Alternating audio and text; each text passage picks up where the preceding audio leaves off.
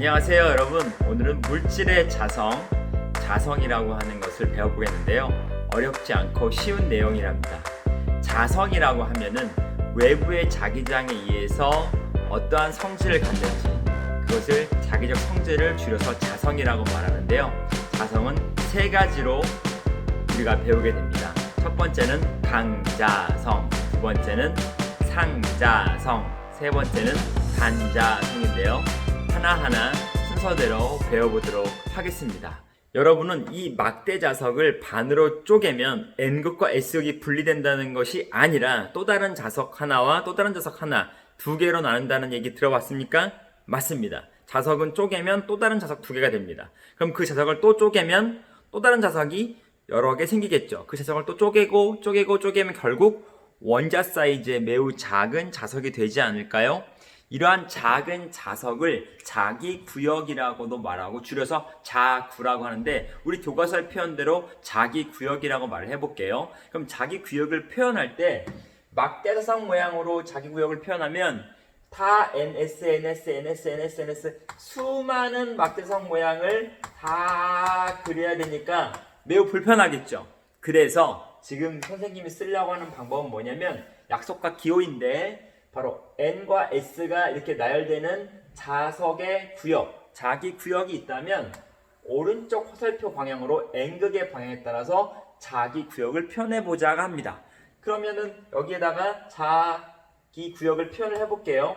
자기 구역은 무질서한 방향으로 처음에 되어 있다라고 가정해볼게요. 그리고 이 물질은 강성체인데 대표적으로 가장 많이 사용되는 철이라고 말을 해볼게요. 그랬을 때 외부에서 자기장이 공급되는 것을 외부의 자기장이 공급되어 노출되는 것을 표현해 보겠습니다. 어떻게 자기장이 노출되냐고요? 여기에 솔레노이드한 자기장에서 자기장이 나온다 라든가 아니면 이렇게 외부 자기장, 물론 자석이 더 커야겠지만 외부 자기장이 이렇게 공급된다고 한번 상상해 봅시다. 그러면 자기장을 그릴 때 이렇게 그릴 수 있겠죠? 외부 자기장이 철의 내부를 통과해서 들어가는 모습이에요. 그럼 얘는 외부 자기장. 그러면 안에 내부의 수많은 자석들, 즉 자기 구역들은 어떻게 변화되느냐? 아주 착하게도 외부 자기장과 나란한 방향으로 배열을 바꿉니다.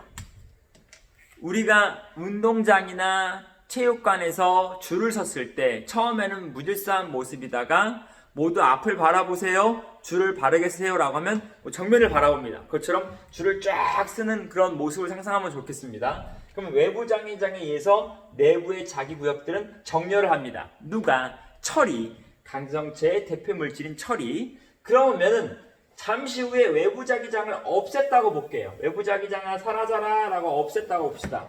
그러면 다시 원래대로 흐트러져서 처음에 흰색 분필의 모습대로 무질서하게 돌아갈 것 같지만 신기하게도 강자성체의 대표주자인 철은 그렇지 않고 현재의 정렬되어 있는 모습을 그대로 유지하여 하나의 새로운 자석으로 변할 수 있다는 것이죠. 이것이 자기화가 되었다라고 말하는 겁니다. 그래서 강자성체인 철을 가지고 새로운 자석을 만들 수도 있고 뿐만 아니라 앞단원에서 우리가 솔레노이드 코일에서 전자석을 만들 때 안에다가 금속 철을 집어넣는다는 말이 있거든요. 바로 이 금속 철이 자기장을 1000배 이상 증가시켜서 자기장의 세기를 더욱 강력하게 만들 수 있는 좋은 이점이 있기 때문에 바로 강자성체 철을 사용하는 겁니다. 뿐만 아니라 전류에 의한 자기장류 중에서 가장 많은 우리 생활의 예시로 볼 수 있는 모터인데요. 선생님이 지금 선풍기 모터를 떼어온 거예요. 망가진 거라서 괜찮습니다. 그러면 선풍기 모터의 내부에는 무엇이 들어있냐면 코일도 들어있죠. 솔레노이드 코일도 들어있지만 여기 보면 이 둔탁하게 네모진 이 녀석은 바로 강자성체 철입니다. 얘가 있음으로 해서 전류가 만드는 자기장을 더 확 올려줄 수 있는 거죠. 왜냐고요? 바로 자기 구역인 자구들이 정렬을 해서 외부 자기장에서부터 새로운 자석으로 탄생하게 되니까 자기장을 더 세게 만들어줄 수 있다는 거죠. 솔레노이드에 의한 자기장의 한계를 바로 철이 보완해주고 더 증폭해줄 수 있는 역할을 하는 겁니다.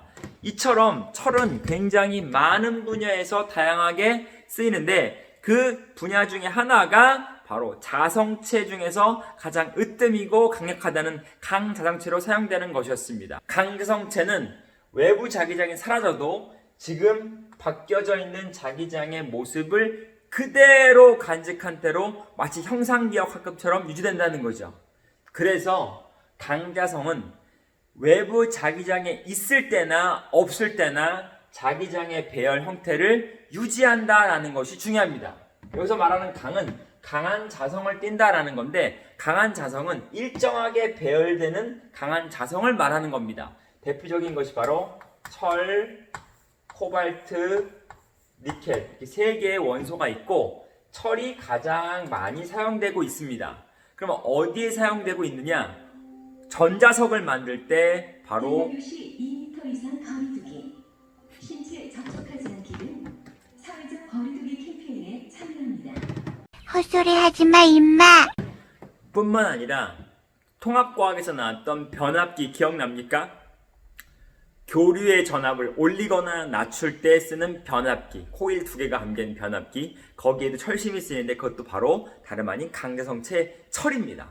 이처럼 철은 자기적 성질에서는 가장 많이 쓰이고 있는 중요한 원소이고 물질인 것이죠. 여러분들 신용카드가 IC로 인식되는 것 이전에 마그네틱 선이 지금도 존재하지만 마그네틱으로 정보를 읽거나 저장하지 않습니까? 거기에 철이 쓰이죠. 왜냐하면 강자성체의 성질을 이용해서 외부 자기장의 모습 따라 그대로 고유한 패턴을 유지하기 때문에 기록을 할 수 있다는 거죠. 또 여러분들이 지금 쓰지는 않지만 과거에 오디오 테이프, 비디오 테이프, 또 지금 많이 쓰고 있는 하드디스크들은 다 자기적 성질을 이용한 철가루가 표면에 도포되어 있답니다. 그래서 외부 자기장에 의해서 바로 정렬이 된 상태로 그대로 형태가 유지되기 때문에 0과 1이 기록이 남는 거였습니다. 또 도서관에서 도서 대출을 할 때 작은 탭이, 보이지 않는 탭이 그 안에 들어있거든요. 그것도 역시 강자성체의 성질을 띠고 있는 바로 철을 사용하답니다. 여기까지가 강자성체에 대한 설명이었습니다. 상자성에 대해서 한번 바라볼게요. 상자성체는 외부 자기장이 이렇게 자석에 의한 자기장이든 솔레노이드에 의한 자기장이든 자기장이 공급되었다라고 먼저 전제를 해볼게요. 그러면 외부 자기장이 이렇게 또 한 번 그림을 그려줘야지 맞습니다. 얘는 뭐라고요? 외부 자기장.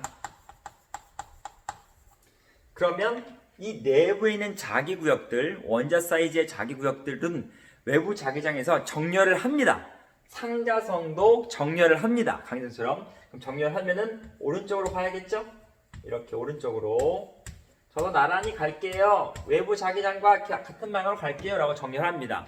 그러고 나서 잠시 후에 자석을 떼버립니다. 즉 외부 자기장을 없애버립니다. 외부 자기장이 사라진 상태에서 상자성체의 모습은 어떻게 될까요? 라고 합니다. 그러면 어떤 일이 벌어지냐면요, 아까는 무질서했지만 지금은 정렬이 된 상태지만 외부 자기장이 사라진 순간 바로 원래의 무질서한 자기구역 상태로 돌아간답니다. 아까 원래 모습대로 돌아갑니다. 마치 이런 거랑 비슷하지 않아요? 매우 무서운 선생님이 와서 너희들 바르게 서, 줄 똑바로 서야지, 이게 뭐야? 라고 하면 애들이 막 흉내낸대요. 이렇게 줄 서주려고. 하지만 선생님이 가시고 나면 아이들이 다시 놀지 않나요? 그것처럼 상자성은 외부 자기장이 있을 때만 바르게 정렬을 하고, 그리고 외부 자기장이 사라지면 원래의 모습으로 돌아가는 무질서한 형태를 뗍니다. 이것이 상자성입니다. 그럼 여러분들 문제 내볼게요. 상자성체는 외부 자기장에 있을 때 자석에 붙을까요? 안 붙을까요? 그렇죠. 붙습니다. 왜냐면 외부 자기장이 있을 때만큼은 자기 구역들이 바르게 배열해서 자성의 성질을 띠니까요. 이처럼 외부 자기장이 있을 때만 자성을 띠고 그리고 원래의 모습으로 돌아가는 것, 외부 자기장이 없으면 원래로 돌아가는 것, 그것이 바로 상자성체입니다. 세 번째, 반자성 배워보도록 해볼게요. 반자성도 역시 외부 자기장에서 어떻게 반응하는지 봐야겠죠? 자, 외부 자기장이 이거보다 큰 자석이라고 가정하고 여기서부터 자기장이 공급됩니다. 그러면 외부 자기장 그려볼게요. 하나, 둘, 셋, 넷. 외부 자기장. 오늘 외부 자기장을 많이 그리네요. 그러면 외부에 자기장이 왔으니까 반자성체 내부에 있는 자기구역들은 어떻게 움직일까? 아까 상자성 기억납니까? 상자성은 어떻게 합니까? 같은 방향으로 오른쪽 화살표 방향대로 따라갔죠. 빨간색의 화살표 방향대로. 하지만 반자성은 반대로 배열합니다.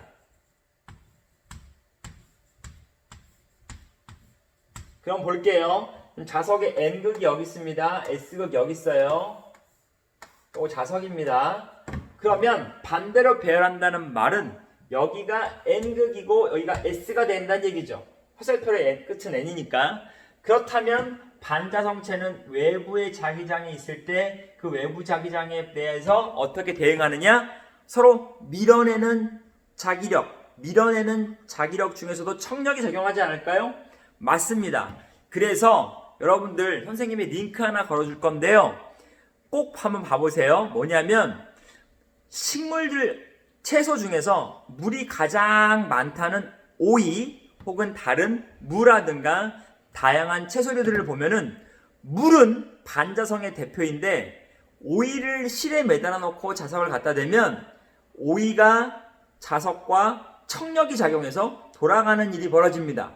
그것들을 꼭 영상에서 확인해 보세요. 이처럼 반자성은 외부 자기장에 대해서 반대로 자기구역들이 정렬을 함으로 인해 자기력 중에서도 청력이 작용하는 형태로 내부 자기구역들이 정렬이 됩니다. 그런데 외부 자기장아 사라져라 라고 외부 자기장을 없애볼게요. 그 얘기는 바로 다름 아닌 이 막사각도 치워야 되고 이것도 없는 거죠. 이게 없어지면 어떻게 되냐고요? 다시 상자성체처럼 원래의 무질서한 모습으로 돌아간답니다. 그러면 아까 여기 저기 마음대로 흐트러져 있는 자기 구역 모습대로 돌아가기 때문에 자성을 떼지 않아요. 이것이 반자성입니다. 자, 정리해 보도록 해보겠습니다. 1번 강자성. 외부 자기장이 들어온다. 같이 정렬한다. 그런데 외부 자기장이 사라져도 자성은 살아있다. 정렬 상태는 살아있다. 그 대표가 무엇이냐? 철, 코발트, 니켈. 따라서 이것들은 무엇이 될 수 있느냐? 바로 자석을 만드는 중요한 재료, 전자석을 만드는 중요한 재료로 될 수 있다. 가장 많이 시험에서 출제되는 부분이 강자성입니다. 그리고 두 번째 상자성은 외부 자기장이 있을 때만 바로 정렬을 하고 외부 자기장이 사라지면 원래대로 무질서해지는 자기구역의 형태, 그러한 물질, 상자성. 마지막으로 반자성은 외부 자기장이 들어온다 했을 때 어떻게 해요? 나란한 게 아니라 반대로. 그래서 청력이 작용하는 구조, 자기력 중에 청력이 작용하는 구조로 바뀌지만 외부 자기장이 사라지는 순간 다시 원래대로 무질서해지는 걸로 돌아간다라는 거죠. 강자성체는요, 단독적으로 물질의 자성단원이 하나의 연습 문제나 시험에서 출제되는 것이 아니라 전자기도와 혹은 전류의 자기장 단원에서 보기 기억, 니은, 디귿 중에 하나 정도로는 나올 수 있습니다. 근데 이것만 가지고 문항에 출제되지는 않을 거예요. 자, 왜 사람들은 철을 이용하는지 이제 알겠습니까? 강한 자기장을 얻기 위해서 강성체의 특징을 활용했던 것이었습니다. 여기까지가 물질의 자성 이야기를 마치도록 하겠습니다. 고맙습니다, 여러분.